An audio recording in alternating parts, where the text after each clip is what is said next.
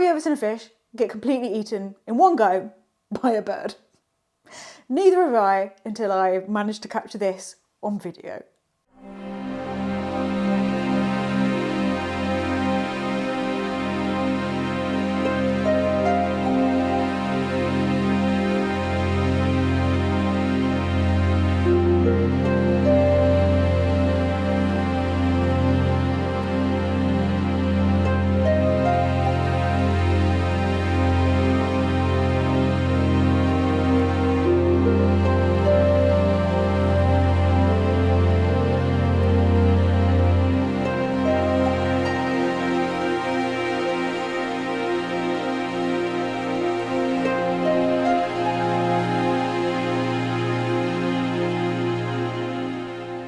I can't believe I've got the heron feeding. My name's Elizabeth, I'm a marine biologist, and I go around the coast sharing about the weirdest and most wonderful sea life. And whilst I'm out exploring the rock pools, I always catch these sort of creeping dinosaurs out of the corner of my eye, aka herons.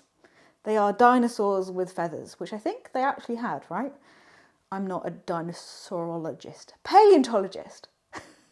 And so for years I have wanted to capture, and I know that they're there, really still, staring, looking to catch fish. But I felt like I had some sort of curse upon me, probably because I am a marine invert human. I feel like the herons were playing a trick on me, because for the whole time I've been out and seeing these wonderful creatures. I had never seen them catch anything, and especially I had never got the chance to film them, because whenever I brought my camera with my nice longer lens on it to sit there and film them, they would all disappear. And it was like the tons and tons of herons that I was seeing all the time just decided we are not for show.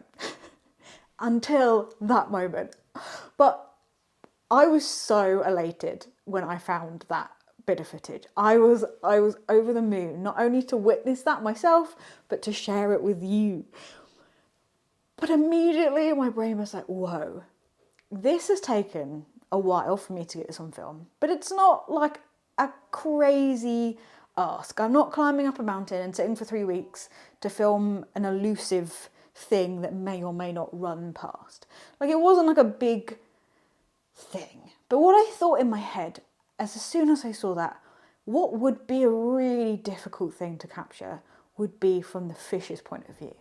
Like, what is that fish seeing? How does it look like when a heron just like goes for it in like that split second before the fish realizes, uh-oh, I have messed up? And I thought, that is just a shot that would take years or many, many cameras and a lot of luck. And I'm not going to do that. But what is great is that I am an artist. I'm going to say that with confidence. And so I wanted to use a bit of art to capture that moment. I can see the image in my head. It popped in that exact thought, that exact moment of what I wanted. And the great thing about art is that you can go and sketch it down and pick it up later and be like, I'm going to create this masterpiece. And this is the sketch that I drew when I had this thought. So in today's video, we are going to be creating a masterpiece from that and the vision that I've had in my brain for the last few months. I haven't sat down and done a digital art piece in full in ages, to make it with a background and a foreground and things in it, and I just cannot wait. So follow along for a digital art adventure as I tell you more about the fluffy dinosaurs of the rocky shore, the species that it is eating, and my wrangling attempts at getting what I see in my brain onto the iPad. So I'm not a perspective human. In fact, I live by the rule that one of my friends told me once, that was perspective is an artistic choice that I often run away from. A lot of my designs have a white background for the very reason you don't really need perspective when you're just doing one individual animal on a nice flat plane. However, though I am a great admirer of a pun, and also I think it's just sort of the image that I saw in my head, that I would love to use a fisheye perspective for this. What I really want is the fish itself, a stickleback, which is what that heron was eating, to be there and that having that shocked expression of like, oh no, and this giant heron head like swooping in and grabbing it. Because for the fish, like that must be its perspective. It's the rest of the world in that moment doesn't matter as much because it's just been like, it's just that instant second where it's like, uh-oh. Going back into this tiny like little heron body that's like perching there, and their giant neck is like craning in, pun intended on that, because a crane is a type of heron, or herons are like cranes, they're similar cousins. But I don't do perspective, so we're gonna give this a sort of try, which is why I had these like pink lines on there as a reminder to do the perspective. But I actually think I want to do it slightly differently than this incredible sketch, which I will have to stick to sketch for sketch, because that is like, I opened this back up and I was like, what? I imagined so much more. So before we shortly delve into the many awesome heron facts I have included in the rest of this video, I do want to highlight that there was about a 2-hour battle with perspective before I even got to drawing the creatures. I was trying to learn 5-point perspective, I was trying to use the guides in Procreate, I was trying to draw lines, and it just was an absolute mess that led to... Perspective is the worst. The worst. So this has turned out way different than I thought I would. This is sort of where I walked away. It's been like a few hours of me faffing to try and work this out. So what I'm going with is, I don't want the perspective to be like the main good thing. I don't want it to look like a proper fish eye photo. I want it to just be weird. I want it to be a celebration of a weird fish, because a 15-spine stickleback is a weird looking fish. I think herons are weird looking, and it's a funny scenario. Maybe not to the fish, but I want the expression of the fish to be quite funny, and it's being caught. So what I'm going to do is I'm going to do my best to make the sort of marine environment and the sea and the sky and the fish like part of that like rounded fish eye thing. And then I don't know how to do foreshortening, I don't know how to do perspective, I don't know how to fit all this in. So what I'm going to do is I'm going to put the fish in, I'm going to put the heron in as heron-y as I can make it, with its little body and its little wings in the background, because I just want the heads to be like ludicrous and like whoa as a surprise. And I'm going to have that just breaking the perspective, which I think, you know, if we're getting artistic about it, it'll be a representation of the, you know, the normal perspective of the fish is being broken by the fact that it's been shocked and it's about to be eaten. Really, it's because I can't work out how to do it, and I think it looks quite cool being weird. And I never envisioned it being a circle. I was going to be like an A4 sort of print size, but I think like a circle will look really cool. I've got this really good idea. Like I can see it as a circle. So let's just go with that, shall we? On to actually getting a decent sketch of this down and making it look like not just like a chaotic chuck on there, does this sort of work, roughly look like a bird sketch.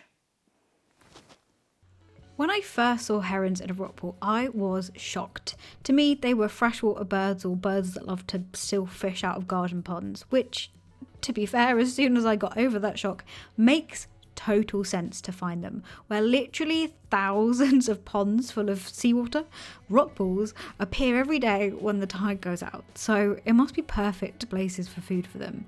The heron that I'm painting is a grey heron. They're found all around the UK, and I just love the absolutely striking colours of these birds. They're not brightly coloured in the sense that they're not coloured in rainbow colours, but the grey is so grey and so like deep and the black stripes and the flowing feathers behind their head is just stunning. And the bright yellow eyes is truly dinosaur-esque.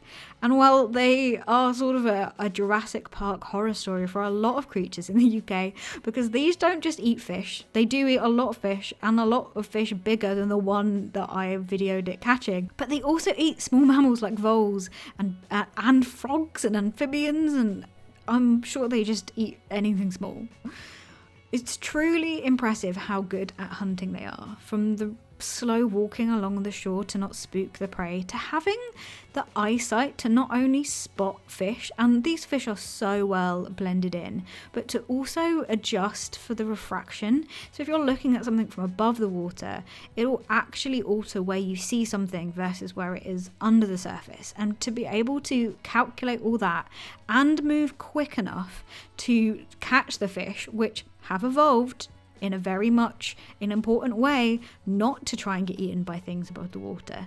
It is like so impressive that these fish are able to do that.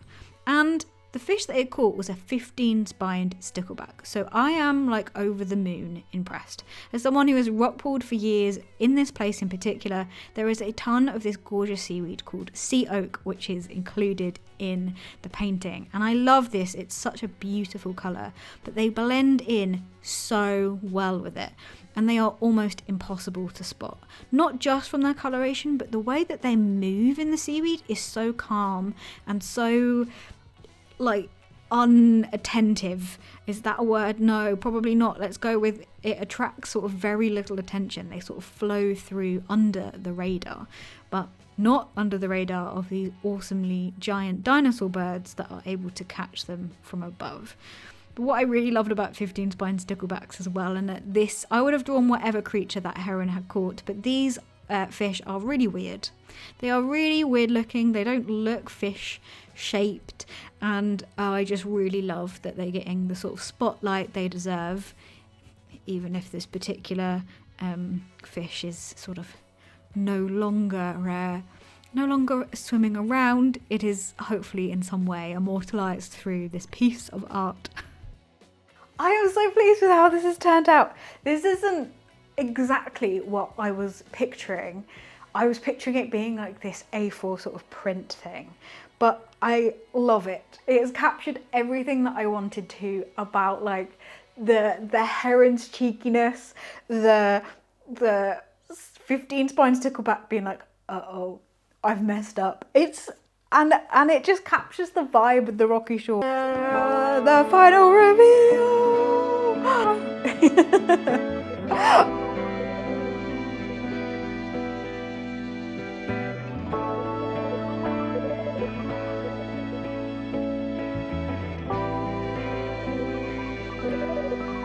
I love this.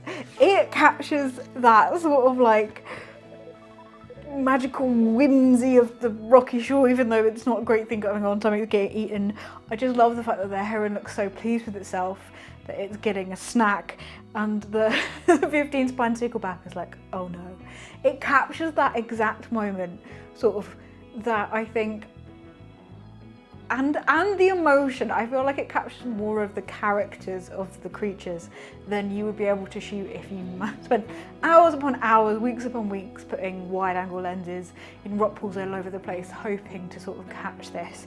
It is such an awesome interaction for all of the reasons that I've sort of gone on about in this video.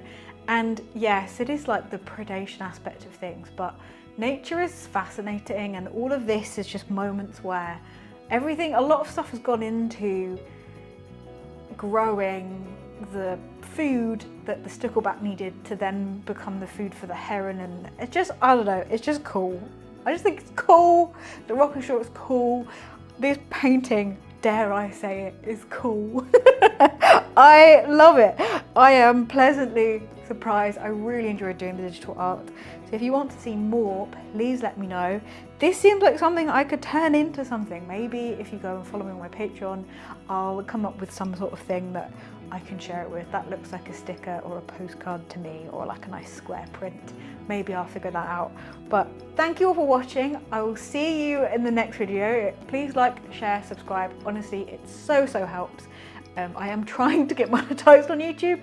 I have been on it for 6 years and I'm not there yet. So slowly but surely I will get there. So anything you can do to boost this video is always massively appreciated. Oh, that'll be why I'm not monetized, is because I keep forgetting that the mic's there. So anything you can do to help support me and my channel in that way is super appreciated. Come on camera, you can focus. I'll leave it now.